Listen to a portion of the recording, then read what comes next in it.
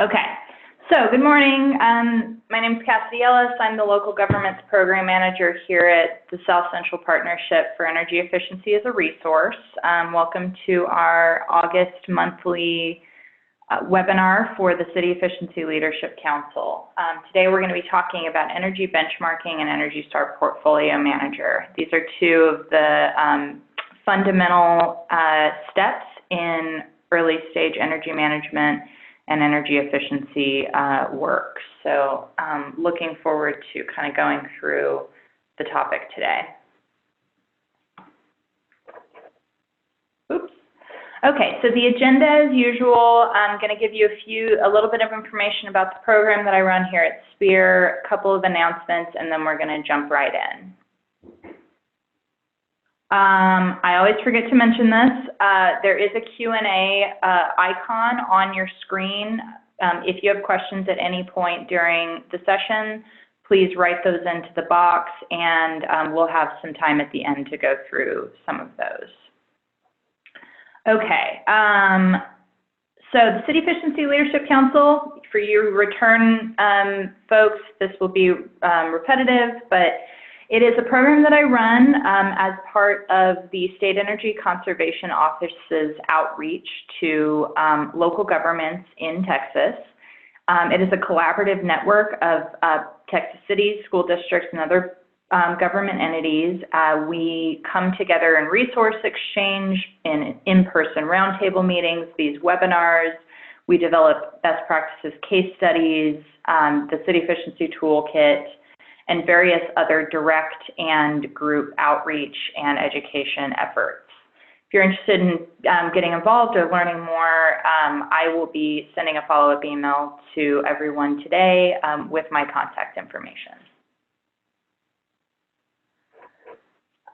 Speaking of those roundtables, we just went through a couple rounds of summer meetings. So the top picture there is our North Central Texas meeting, had a really great meeting in Plano. And then our lower picture is our Houston-Galveston area meeting that we had just a couple weeks ago, and really good conversations and turnout at those. And then we're looking forward in a couple weeks to our Central Texas Roundtable at the Capital Area Council of Governments from 10 to 12 on August 29th. And we're going to be talking about some fleet topics. And then for those of you in other regions, look forward to North Central Texas and Gulf Coast meetings again in the late fall. Announcement. So our next webinar, September webinar, is going to be on energy and equity. We have two women who work in this space, one from the Department of Energy and one from TEPRI, speaking about the nexus of equity work and energy. As always, I am available if you have presentations that you're trying to fill or need one-on-one support around energy management topics. Please reach out, and that's what we're here for. And finally, we're really excited. Our program has been working diligently on developing a energy savings performance contracting best practices white paper. And that should be available sometime in September, and really good conversations with a number of industry experts,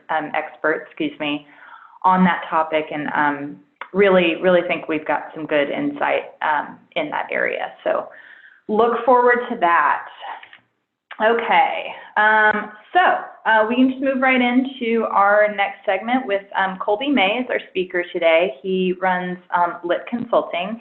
He's going to share a little bit more information about what his firm does and a little bit about himself, and then launch right into our presentation. So Colby, do you want to grab control for me and take it away? You got it. You got it. Let me share real quick. All right. Is it coming through? You are good. All right. You're good. All right. Okay. My name is Colby May. Just a quick introduction. I'm a certified energy manager. Started in 2001 with a firm called ESA Engineers out of the Austin area. In 2000, kind of the focus, at least of my job, is we were contracted, and that firm still is contracted with the State Energy Conservation Office in order to provide ASHRAE Level 1, ASHRAE Level 2, and other energy management services to school districts all throughout Texas. Many of you know there's 1,100 independent school districts in Texas, 7 different ecosystems, so on and so forth. So, it provides for a big task. I would say together we've performed over 5,000 in-depth energy audits at schools and governments and local governments all across Texas. Kind of fast forward to 2012. I won't get into the details, but I just had the call to go to seminary up in Boston, focused on kind of justice-focused area. Wrote our thesis in Congo, became real passionate about just the local church in regards to change, and started the firm called LIT Consulting, where we use energy management as a means to redirect energy spend, and we really invested in India, Congo, Kenya, so on and so forth. So we're using energy management as a means for change. So that's kind of been our focus, and the name LIT has really become more of it looks like a millennial word, but we actually had a different meaning for it a number of years ago when we started. But that's who we are, that's what we do, and obviously benchmarking is a huge aspect of who we are and what we do, and that's what we're going to talk about today. So a quick question, obviously we can't respond out loud, but just get thinking about this. Which variable, in your opinion, has the most impact on a building's energy consumption? Is it the lead rating? Is it HVAC? Is it lighting? Or is it behavior? I'll give you a few seconds. Now, if you look at HVAC, typically, especially in the Gulf Coast region of Texas, HVAC can be 50 to 60, even more if you have LED lights, of your energy use, with the humidity in the air and having to dehumidify. Lighting typically takes 10 to 25% of your load based on where you are and where your lead rating obviously has a big impact. But behavior impacts everything that we do. We could have a brand new building with a Cadillac control system, and typically those are the worst users because people assume that it's going to run efficiently on itself, but it's not. So behavior is really, if you answer behavior, you were right. And I'm going to tie in, how does benchmarking have to do with behavior? You probably know where this is going, but which receives the least amount of attention? Behavior, again, you don't have to spend money to save money, although obviously capital expense is part of it. But I want to tie in behavior and the no cost, low cost examples into benchmarking as we talk about that. And then at the last half of the presentation, I'll talk about portfolio manager. There you go, occupant behavior. So benchmarking, there's 2 questions that we need to ask, right? How are we doing and how do we know how we're doing? Put simply, benchmarking is the process of comparing your energy performance to something similar. And guys, I'm saying this, any energy audit, any energy efficiency plan, any energy management department benchmarking, I would say, is like the foundation of that. It empowers us to make better informed decisions. It tells us so much. So I'm hoping when you leave today, you're empowered to some degree of what benchmarking is, and a tool, portfolio manager, a great means to do that. It's kind of like a gas gauge to a car. When you see what you have in the tank, you make better informed decisions. EPA states that 2.4 up to 7% can be saved per year simply by benchmarking. It tells us a story. Once we see where the peaks or valleys are in our benchmarking graph, we can then begin to investigate what's going on.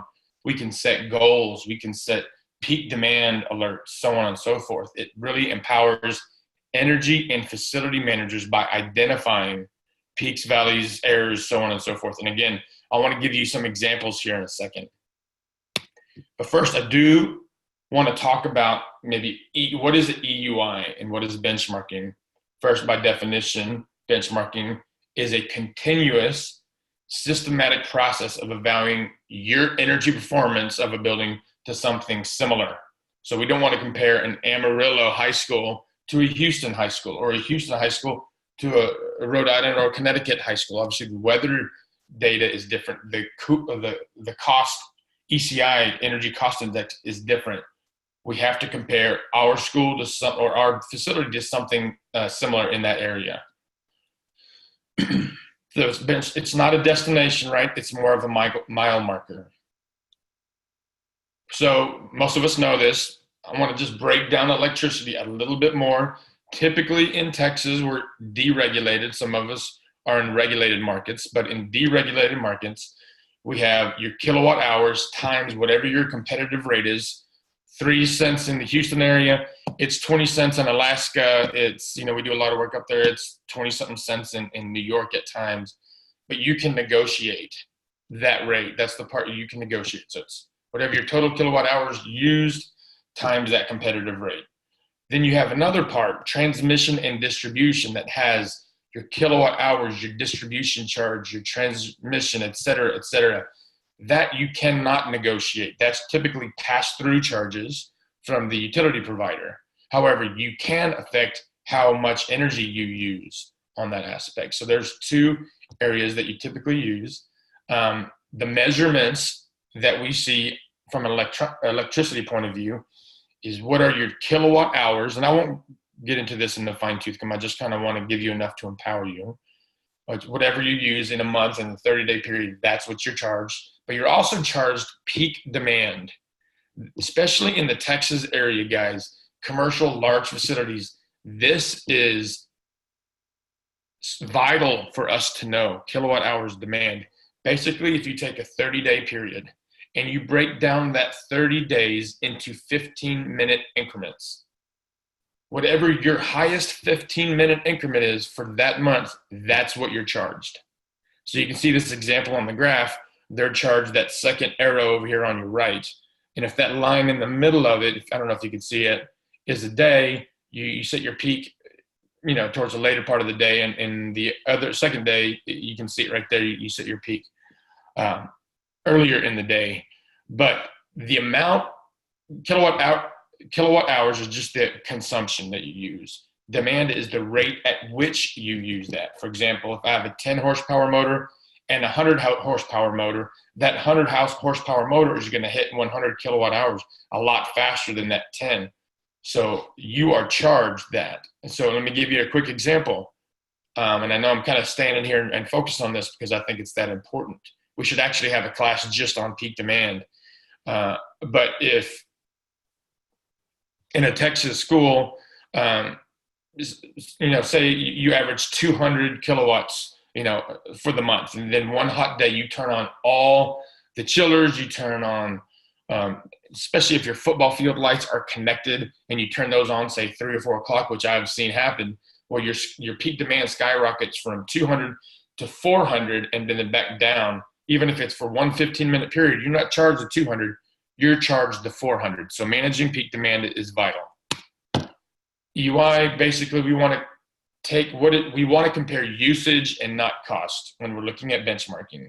We take your total kilowatt hours, break it down to something we call British thermal units, and we take your gas or your propane, and we break it down into British thermal units. We add those together, divide them by your square footage, and that's what we get, your EUI, or what is your EUI per square foot. And that's what we use to compare your data, your energy use data, with other data. Again, not cost, because cost fluctuates. You might lock in a low rate, and again, you can't compare that low rate to something in Connecticut or somewhere else.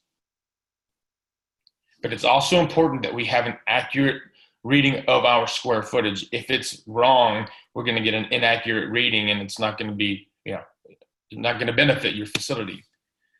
Here's a quick example of just a state energy conservation audit we did at a school in Houston, 2014. Kind of glance, it's a lot of information, but to simplify it, if you look at the demand at the bottom and you're looking from March to February, what's one thing that stands out, right? You're looking at the March. Why am I peaking in March in Texas? March is typically a moderate month, meaning I'm not using a lot of heating, I'm not using a lot of cooling, but yet I set my peak demand in March at 800. So something went on. You can see kilowatt hours of 181,000 on the third column to the left, yet my demand, my charged kW is 811. Something's going on. So that tells me a story. I'm able to dig in and investigate a little bit more. Here's another example. I'll give you a chance. This is a Texas school district. And if you look at January, look at the months at the bottom, kind of think to yourself, what points out? What's wrong? Well, it's a Texas school. It's by the coast. They don't have summer school, but their June, July, and August are peaking. And again, in Houston, you're not just charged your annual monthly peak or an annual peak. You're also charged what's called 4CP. They take your 4 summer months, they average that together, and then they include that in your utility bill. Sometimes it has a ratchet of 80%, or sometimes it doesn't. But what you use in the summer months impacts the rest of the year. So the rate at which you use energy during the summer months, guys, is vital because it's the hottest time of the year. That's when the most demand is on the grid. So this specific example, we looked at it, something going wrong. This school district near the coast had their outside air dampers open at 100%. You have that hot, humid air coming in, right? And they would dehumidify during 2 p.m. and 6 p.m. every day. So what they would have to do is they would condition and wring the humidity out of the air. You have to bring it to below 32 degrees or whatever, right? And then you have to reheat it with electric heat is what they had at the time in order to provide conditioned air and dehumidify the air so you don't have mold in the building. Well, simple correction, it doesn't cost you anything. A behavior issue is all they did was they closed their outside air dampers because they didn't need the outside air coming into the building. And then they moved their dehumidification from 2 to 6, which is your peak demand times, to 8 to 9:30 in the morning. And that one practice saved that one school $40,000. The summer cost went down from 80 to 40, and their annual cost went down even more because they lowered their 4CP, which is again their 4 annual months. So that's a behavior issue. They didn't spend money to save money. That's an example of how benchmarking can really tell a story and allow you to change what you've done in the past that hadn't been, the energy efficient practice. Another example in the Houston area, I kind of want to show you examples, guys, because I want to get to the point across that it really makes a difference. It really impacts what we do and what we are. So this is a Houston example. I did this audit, I think in June, and you're looking at the kilowatt hours, right? It peaks in the summer months typically, but the kilowatt hour, your electric, I would hope the graph on the right, my hope would to see those graphs come down. I think they're using way too much in January. They're gas heat, not electric heat. They're using way too much in February, in my opinion. So typically we want to see them peak in the summer months and be lower in the winter months and more moderate months. But that's not the case. Now look at the gas on the left. They are peaking in the winter months, January, February, December. Yeah, I mean, it still looks kind of high, but they use a lot of energy in May, June, July, August. They shouldn't be using that much gas. So that tells me a story. We put on our energy management hat and we begin to investigate. And this is what we saw, right? Look at the schedule in the upper left-hand corner. There is no schedule. Everything's on 24/7. Look to the right, the chilled water loop. The 2 chillers are both on I think it was 80 degrees outside at the time, which is actually kind of low for June. But they had both chillers on at 100% capacity, and the building was only partially occupied. Now look at the hot water. Both boilers were also on at 180 degrees, fighting the chiller. So you have heating on and cooling on 24 hours a day, outside air dampers. All I did was say, turn it off, and I look like a genius. I said, put it on the schedule, keep the boilers off if at all possible. Let's find another way to reheat for dehumidification purposes. That's just an example of what benchmarking can tell us, right? And when we're benchmarking, I'm going to tell you about it, but let's be as detailed as possible. If we have 5 electric meters on our building, let's benchmark all 5. Because if we try to take an aggregate of all 5, we're not going to really see any peaks and valleys in it. But if we're able to meter, all 5 of them separately, benchmark all 5 of those meters separately, we're able to see what part of the building is peaking, what are the warning signs for that specific building and that specific area. So benchmark your demand. One thing I like about Portfolio Manager is now you can see how much demand you use. That wasn't the case a few years ago, but now you can. so on and so forth, your gas costs, so on and so forth. Here's another example we did at Harvard a few years ago. This is just an example of metering all the buildings, right? It tells us a story. What happened with the orange, which is Rockefeller Building in May, it tells us a story. Again, that's just an example. You can be as detailed as, chilled water tons.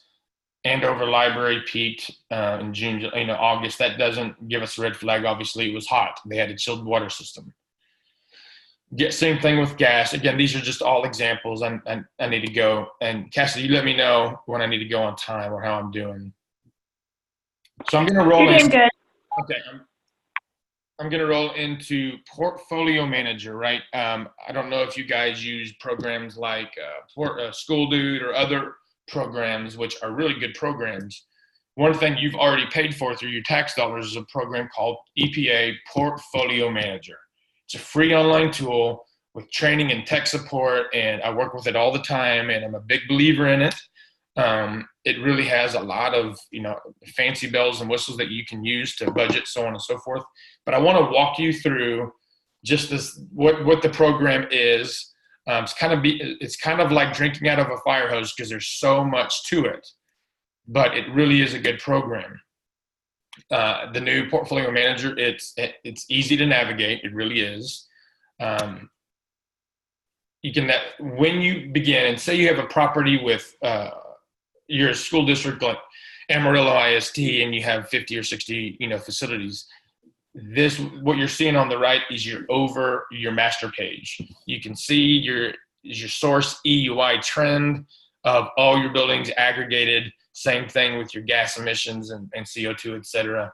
And then you're looking on the far right that each one of those is one of your campuses and one of your buildings. So it really is a program with a lot of wonderful bells and whistles to it. Here's an example of when you click on one of your buildings. For example, maybe the top one is going to bring you to a page like this. It's an insurance office in Virginia. It shows your use from 2006 to 2012 at the time. Really a great program to use. Their Energy Star score, and I don't know if you or any of you guys are Energy Star certified, but anytime you have a score above 75 or above, you can pursue Energy Star certification. A lot of people do it. It tells you that obviously your building is efficient in the eyes of energy, EPA. There's more to that, but let's keep moving forward. It's also, if you need some training aspect to it, there's a page just focused on training. There's PowerPoints, there's YouTube, there's frequently asked questions that they usually respond pretty quick, maybe within 24 hours or less. It's a really good, it has some technical reference documents. So if you came into Portfolio Manager not knowing anything about Portfolio Manager, even after this, you can click on their Portfolio Manager Help tab, and there's a wealth of documents in there that'll tell you how to do X, Y, Z. There's also a definition. If you don't know what a term means, it will define that term for you. You can enter, I'm going to go through this and actually implement a building for you after this presentation, but it's a step-by-step program. What kind of building do you have? Is it a school? Is it an office? So on and so forth. You can do that here. How many properties do you have? Is there one building for your property? Is there 3 buildings for your property? Or is it, maybe not, maybe it's just a parking lot or something. You can designate what you want. And it actually gets into is it in design phase? Is it an existing building? So on and so forth. So these are just step-by-steps as you begin to implement your facility into Portfolio Manager. It really is an easy thing to do. Now, obviously, when you're implementing it, you need to implement utility bills. Obviously, there's different ways to do that. You can enter it manually, very easy. You can upload a worksheet, which I'm going to do for you, or you can use third-party providers. I know in Boston, National Grid, I think CenterPoint and Encore are also working on ways where they can actually take the data and upload it for you automatically so as you build, it'll automatically populate that building for you with your utility data. And the third parties out there that can do it for you as well. This is if you want to update, I'm going to do this for you here in a second, but if you want to upload, say you have 50 properties and you don't want to implement one at a time, you can do it from an Excel spreadsheet. Populate the building you can populate the Excel spreadsheet with the different buildings, 50, 60 different buildings, and then hit, download it, upload it, and it'll populate those pages for you. I'll show you how to do that here shortly. I can keep going on. It's a step-by-step guide that allows you to input meters as well. You have a detail page. You have a summary page, which we showed you, but you also have a detail page that talks about your vacant space, your building space. How detailed do you want to be? Are you doing this just to meet the state bill mandate? Great, that's fine. But it's really an excellent tool for you to really be upfront and to really use to create reports, set goals, so on and so forth, to share with your administration. What's your budget for 2020, for example? You can look at the history of 2019 or from 2015 and see 5% increase and give them a budget based on your historic data. When you're implementing the utility data section, first you have to input your meters. So do you have an electric meter? It's going to ask you, do you get it from the grid? Is it solar? So on and so forth. Natural gas, propane, if you're in the Northeast. Number 2, oil, diesel, so on and so forth. You can get as detailed as you want. It really is a good program. Then this is a little bit more fine detail when you're setting up your meter. Does your property acquire energy grid? We talked about this. Natural gas. How many meters do you have? You can put 1 meter. You can put 5 meters. Again, if you have multiple meters, I highly encourage you to be as detailed as you possibly can. In the bottom of the screen, you can also look at your water use. Sorry, I jumped ahead. You can look at your water use. Once you begin to upload your utility data, and for example, this is how you would manually input it. This next section, again, it's a step-by-step process. It'll take you to the next page. It's very easy to use, but if you're going through, 2005, November 30th, and then I jump to January 5th, I'm missing an entire month, so it's going to warn you because it wants you to have accurate data in there. So if you're missing a gap, it's going to give you a heads up on that. So, same thing with here. There's another gap of 30 days. Let's fill those days if we can, so that we have an accurate data that we can begin to benchmark from.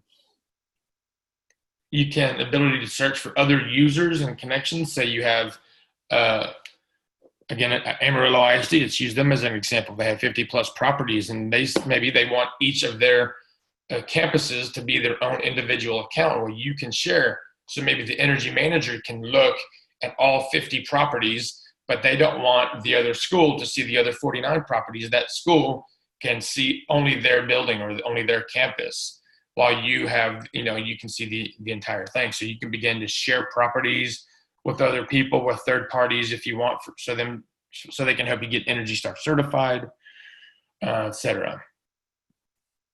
I'm going to talk about this again, but you can share one property, multiple properties with people. Choose permission. What permission level do you want them only to have read-only access, full access, customize, etc.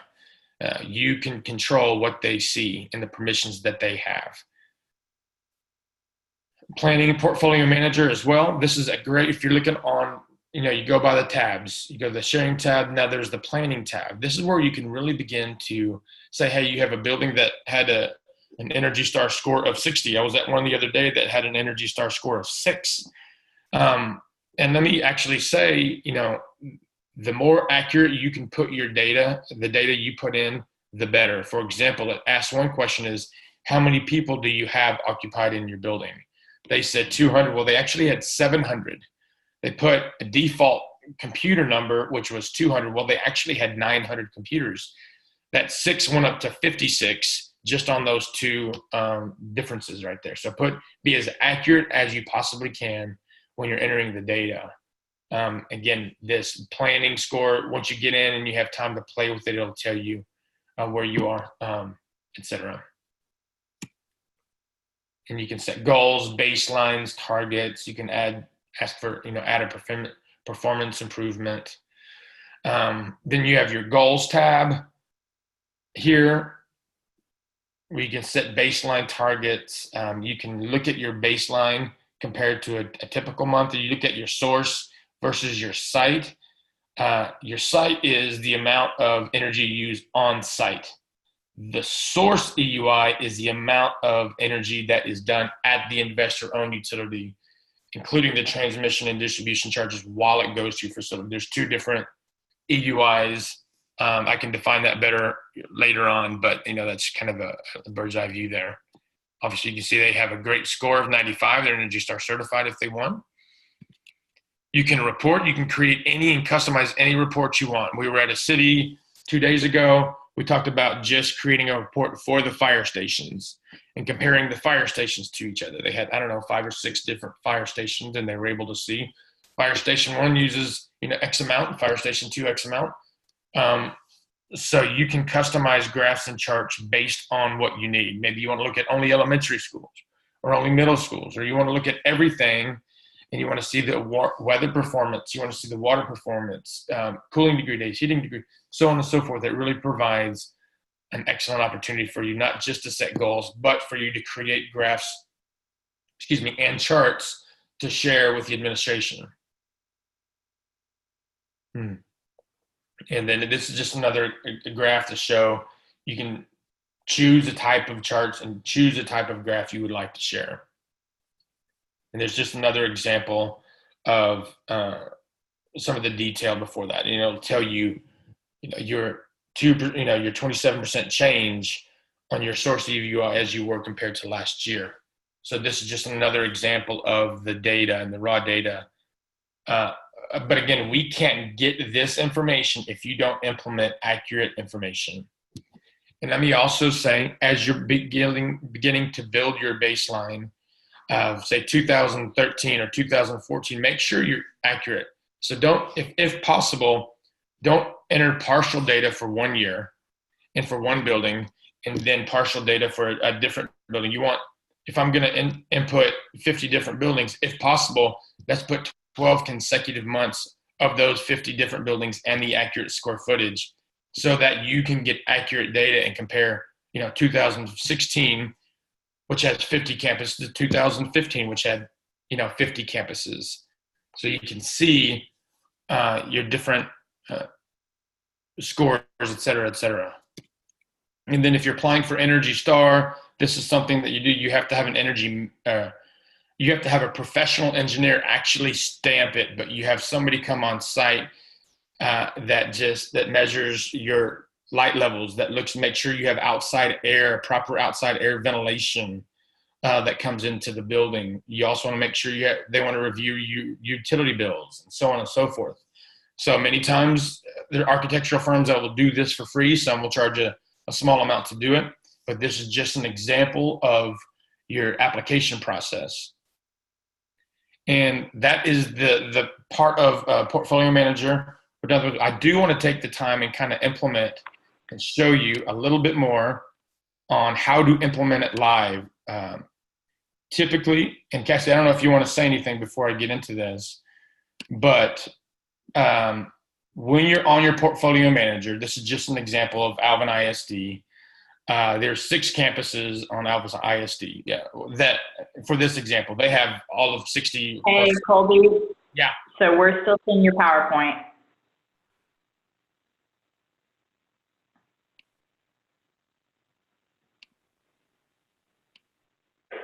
All right. Can you see it? All right. Stop sharing again. Yeah, try sharing again. Can you see it? There you go. Okay. You're good. So here's your Energy Star Portfolio Manager page. So once you create an account and you begin to implement your buildings, you're going to see an overarching page that looks something like this. You have all your different facilities and the scores that are associated with those facilities. Obviously on mine, there's some people that haven't updated their facilities like they should, but you're going to see different scores. Okay, this one's 73, this one's 75, this one's 83. I mean, so these 4 are Energy Star. They want to be certified, and we can pursue that. well, something's wrong here. It's 2 points below.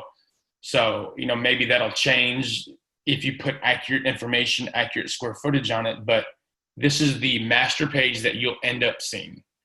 Now, if you want to add a property, right, going step by step, you'll click add property and it'll take you to this page, right? And when you're there, you'll select the property that you want. Say it's a K through 12 campus. It's one building. Here, let me go back. K through 12 campus. It's one property. It's existing property. Then you hit get started and actually populated the page for us so we don't have to waste any time. When you're setting up a property, you just put the ISD, put the address, all the detailed information. Again, you want to be as accurate as you can on the square footage. If you aren't sure, click temporary value and it'll flag it and let you keep going until you find that proper value. But again, this is really important that you put as accurate as possible information in here. If you're irrigated, you can put the irrigation area. If it's occupied, you can put 100% occupied. Typically, maybe you have a 3-story building and the 3rd story is not occupied. You put 66, 70% occupied. If you want to put a photo of a property, you can. Do any of these apply? Are parking areas included in the energy consumption of that building? Do you have athletic fields? A lot of high schools have their athletic fields connected to the master meter. I'm a big believer in sub-metering that, but that's a different presentation. Do you have a natatorium? Do you have a pool? Do you have a heated pool? Many areas do, especially high schools. Then you would hit continue. And then it went ahead and implemented your basic information. It's going to ask you other information, like, is it a high school? Just for this, I'm going to say no. Number of workers, I'm just kind of going to go through this real quick. Sorry about that. Hours of operation, let's just use some default here. Cooking, yes. Can it be heated and cooled? Typically, if it's a facility, it's 100%. Maybe you have a gym that's part of it and you're in the Amarillo area and it's not heated or cooled. I see that quite a bit. And it is. All right. And then you'd hit add property.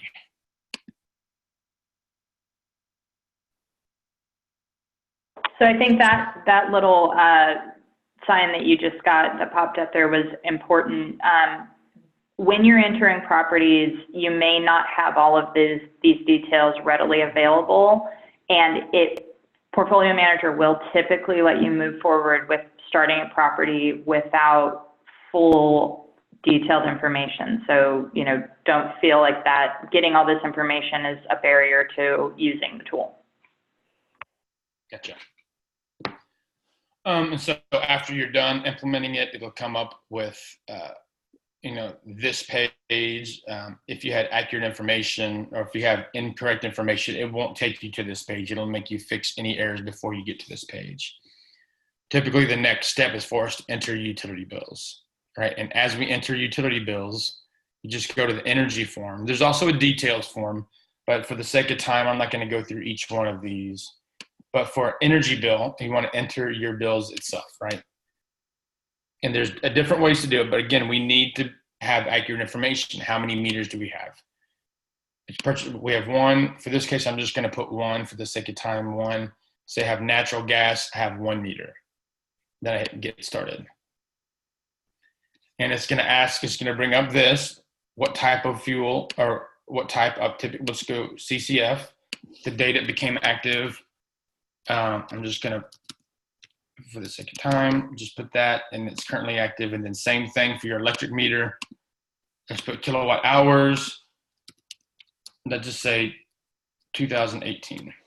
All right, it's active. You create your meters. And it brings you to this. Now, this is where I said you can implement your utility data manually. You would click add entry and just do it manually. Or if you want, you can do it from Excel spreadsheet. So this is my gas. I'm going to go ahead and choose a file.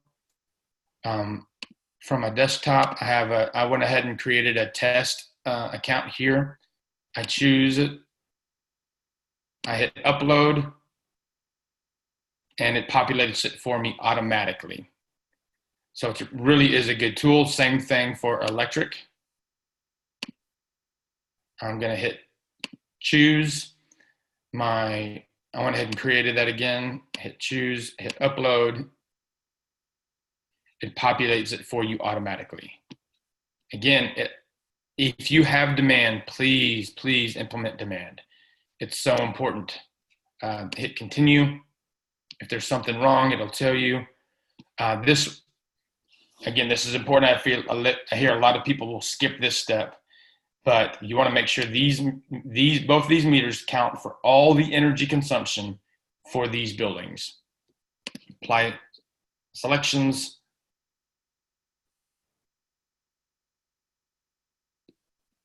And then there you go. You have a 97 score. That is excellent. And again, it tells a story. My gas, it peaks in January. That's normal. It comes down in February, March, April. Should be minimal during the summer months, and then up in October, November, and December. That's great. My electric grid, a little concerned here. I feel like it's kind of high. March, April, May's coming up, and something happened in June. I think this is a school, so hey, this is a good example. It should be lower in the summer months. School starts up end of August, September, and then it starts to get a little cooler and comes down. So, hey, it tells you a story. No concerns on this one whatsoever.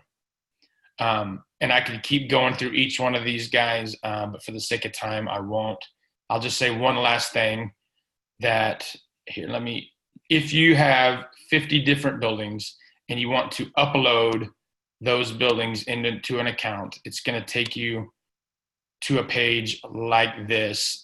It's upload multiple properties at a time. Typically, you would select what you want, choose the file, and upload. The Excel spreadsheet will look like this. It's a step-by-step process, pretty simple. It gives you the instructions on how to do it. This is when you enter the properties. I just put ABC as a test, address, where you are, postal code, year built. It's a K through 12 campus. It's existing, accurate square footage. You can do it in square meters if you want. I don't see a lot of people doing that these days. Is it 100% occupied? Typically, then you would upload that into here, and it would populate and build those pages for you automatically.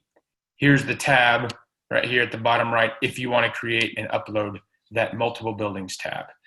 And so that's a lot of information in 40 minutes, but just kind of want to give you guys a bird's eye view of what Energy Star is. So I'll kind of pass it back to you, Cassidy, if you have any questions or you want to add on what we talked about. Yeah, no, that's great. Thank you, Colby. And one thing that I didn't mention, Colby and I have been a little bit of a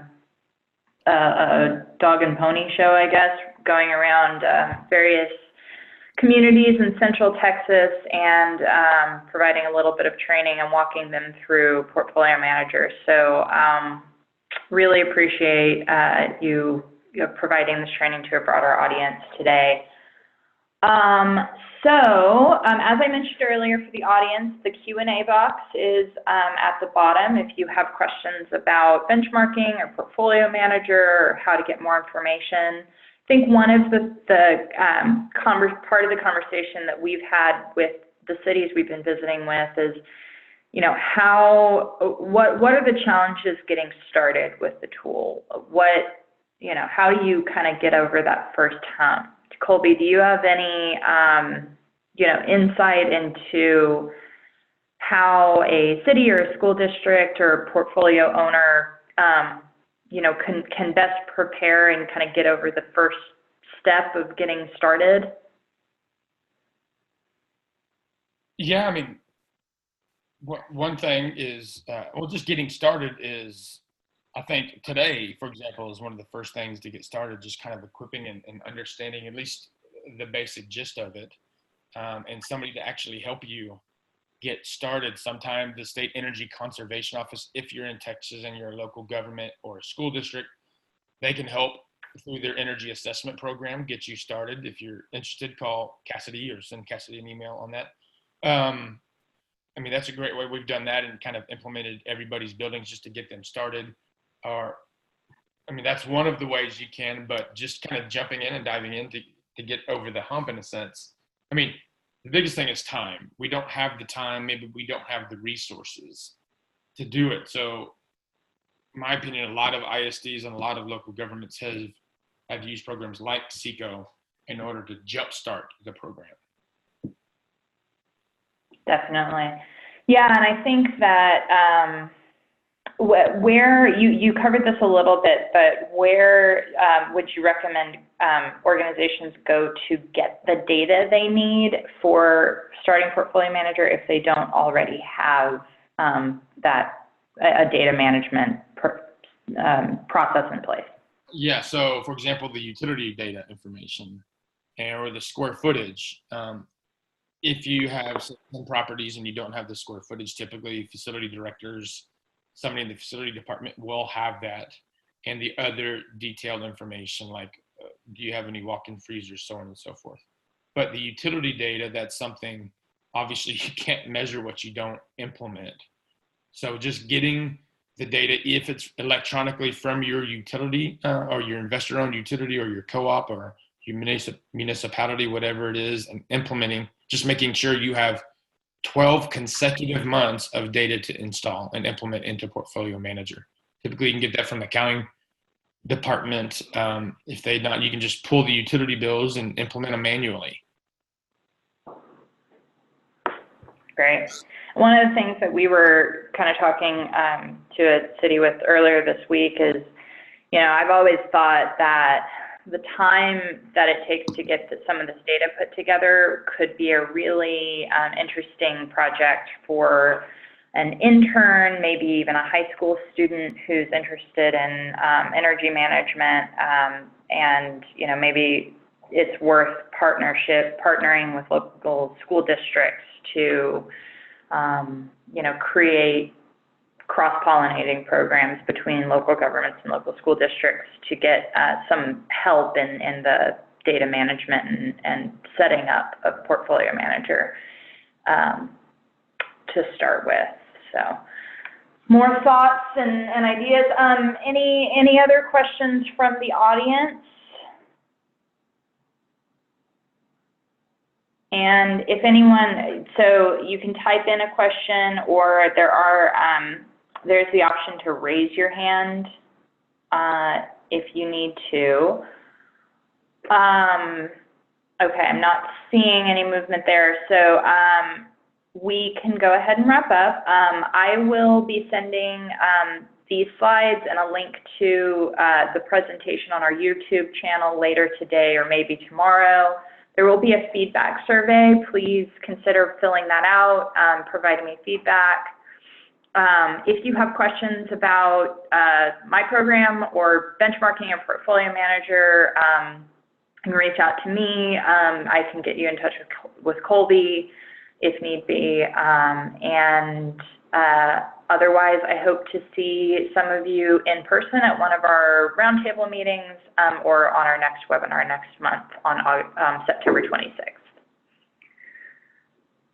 Okay, well, that's a wrap, guys. Talk to you soon. Have a good rest of your day. Bye.